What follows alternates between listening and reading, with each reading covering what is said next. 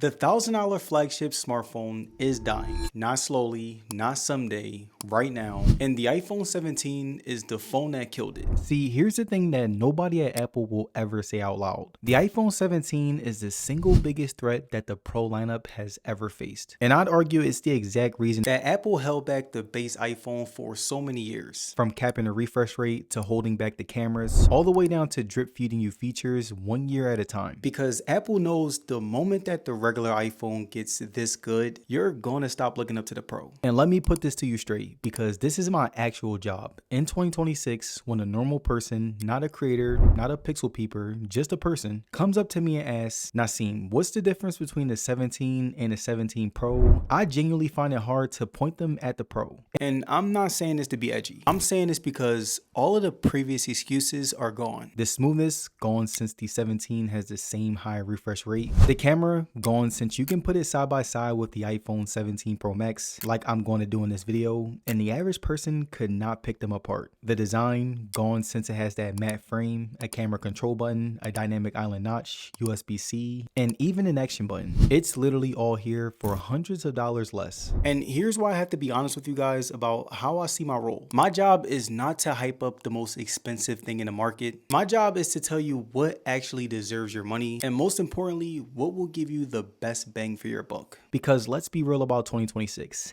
Everything is more expensive. People are tired of paying top dollar, and companies are finally starting to see the value of cheaper products being just as good and accessible. And this is not just with iPhone. We see this with the Tesla Model 3. It got so good and so affordable that it cannibalized the Model S, and also somewhere as simple as the grocery store, where people are realizing an Aldi run gets them the exact same quality and the same nutrients as a Whole Foods cart at half the bill. It's gotten to the point where premium has been so stagnant in this economy that the cheaper options are finally catching up to the luxury ones, which is exactly why we will be taking a look at the iPhone 17 after 8 months of use. And also, if you guys do enjoy this video, a like and a hype would be really appreciated. And I would even like to thank you guys for just taking the time out of your day for watching me. Thank you. Now look, no phone is perfect whatsoever.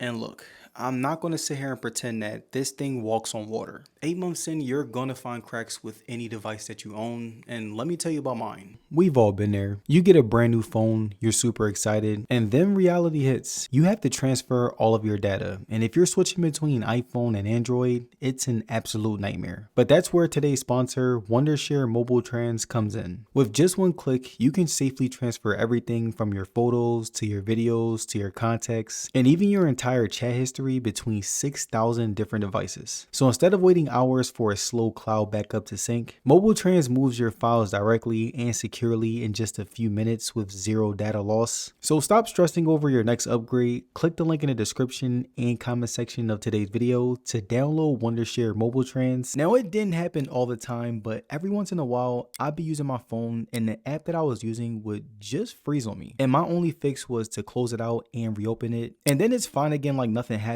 It's not constant, it's not every day, but it did happen often to the point where I started noticing it. Another problem that I've encountered was something that I really didn't expect that I would ever say when it came to an iPhone, and that was the keyboard. Now, I have this weird problem where whenever I type on my keyboard and I'm typing very fast, I've noticed that my phone wouldn't always register what I typed. Like, I would be typing a full sentence, and by the time I look back at what I typed, there would be a ton of errors that not even autocorrect could address. It was very weird, and I thought that I had a faulty iPhone 17, but it does turn out that it has been a common problem recently amongst iPhone users, which kind of made me feel a little bit sane. But besides that, I would say my third problem that I had with the iPhone 17 was definitely the strangest. It was my signal. See, on my 17 Pro, reception was rock solid, but on a regular 17, I would hit way more dead spots than I'm used to. And the part that made me scratch my head even more was my wife sitting in the same room on her iPhone 15 would have better connection while I had nothing. Same exact room, she has an older phone, we have the exact same T-Mobile plan, but she has better signal. So yeah, those are my deal breakers with the iPhone 17, and I'm gonna be straight with you.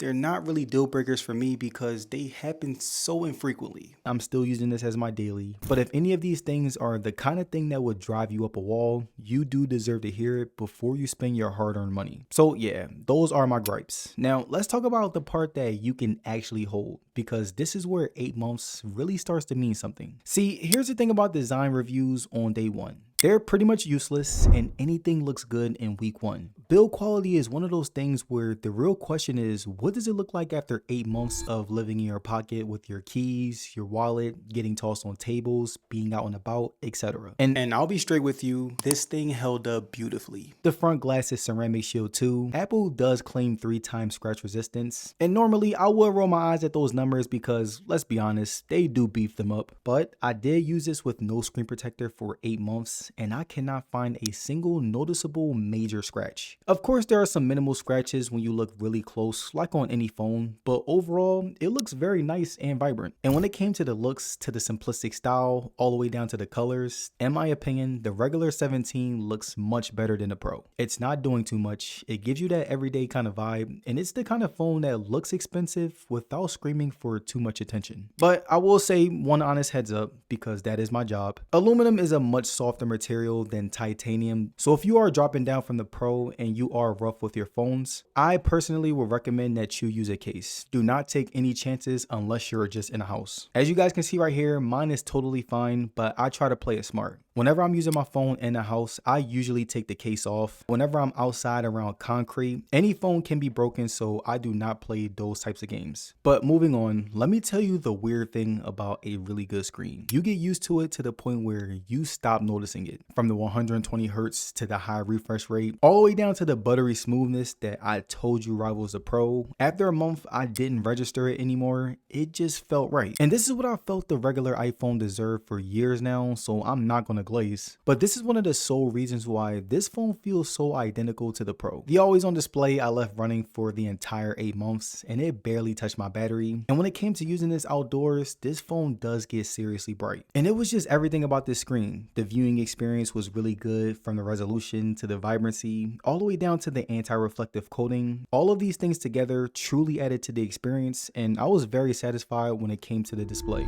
Now, when it came to performance, after a handful of iOS updates, I'm going to tell you something that quietly matters more than any benchmark. This has not slowed down whatsoever. See, there's this myth that floats around every single year, you know, that Apple secretly throttles your phone with software updates to push you towards a new one. And look, I'm the last person to give Apple a free pass, but on this A19 chip, I'm just not seeing it. Apps snap open, scrolling stays smooth, and 8 months in, it feels exactly as fast as the day that I unboxed it. And I did a little bit more research into the A19 chip, and here's the reason why. See, the reason that Apple Silicon is really good is because this isn't some watered down budget chip. The A19 has a 6-core CPU, a 5-core GPU with neural accelerators, and even hardware ray tracing. It's basically pro-grade brains without the bigger Pro GPU. And basically what this means is that for anything from gaming to editing to anything a normal human throws at it, this thing is honestly overkill in the best way. Now, when it came to dealing with heat on this phone, under real low, gaming, recording, 4K, running a hotspot, it does get warm. That's pretty much physics, and every phone that I own does it. My phone will personally get hot whenever I was outside in warmer weather, of course, and it will also get hot whenever I film with my phone and I was transferring all of my stuff onto my SSD. That's kind of when it got the hottest. There was also a few gaming sessions where it did kind of get hot, but none of these cases it overheated. It was more of a, it's kind of hot to the point where I can tell that it's working overload. And despite getting hot on some occasions, it still ran really well under pressure. But alright, moving on to the battery.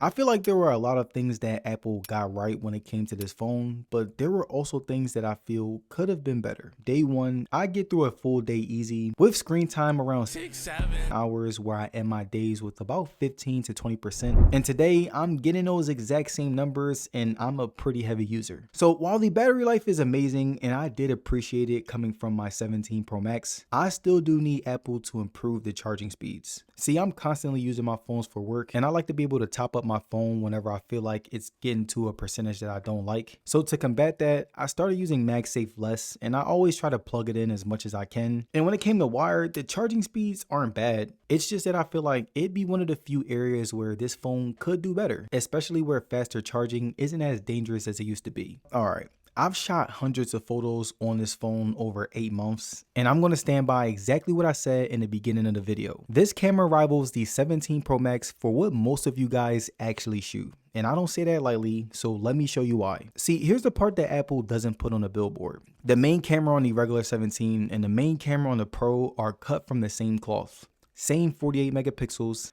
Same image pipeline doing the heavy lifting behind the shot. And the front camera, it's literally the same 18 megapixel center stage sensor across the entire lineup. So put them side by side in good light and tell me your average person could pick them apart. They cannot. I can barely do it myself, and I do this for a living. And here's the thing that nobody truly factors in. Where do you actually look at your photos? Not pixel peeped on a 50-inch monitor. You look at them on a phone screen, on Instagram, and on a story that gets compressed to oblivion the second that you post it.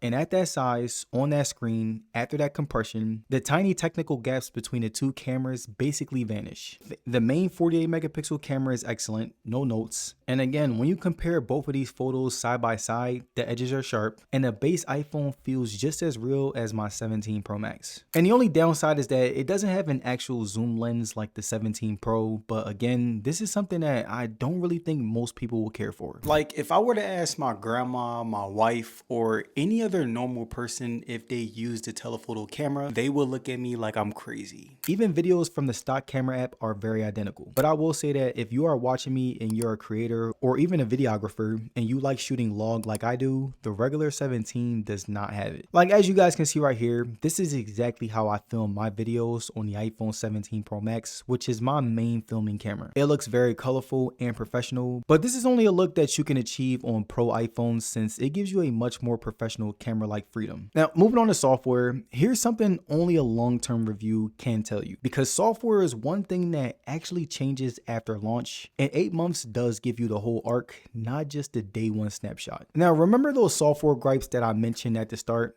This is exactly where they live. You know, iOS 26, they launched with this new look called Liquid Glass. All translucent, glassy, blurred layers everywhere. And it looks gorgeous in my opinion. But that beauty does come at a cost because your phone is rendering all that glass in real time. And on day one, it was pretty rough. I was getting everything from battery hits to RAM warm to even other people noticing when I showed them, and I was pretty much ready to give up on this phone. But here's the payoff after watching for 8 months. After a few updates, it does get better. It's not perfect, but I will say it's better. So if you did read some launch reviews and got scared off, just know that the worst part of it has been smoothed over, at least on the newest models. So yeah, 8 months later, let's go back to where we started. The $1,000 flagship is dying, and now, after living with this phone every single day for 8 months, I'm so much more sure of it than ever. The iPhone 17 was the biggest threat that the Pro has ever faced, and time only proved it. And this is the phone that put all of the excuses to rest about how the regular iPhone can't even match up to the Pro or the Pro Max. This is the one that changed everything.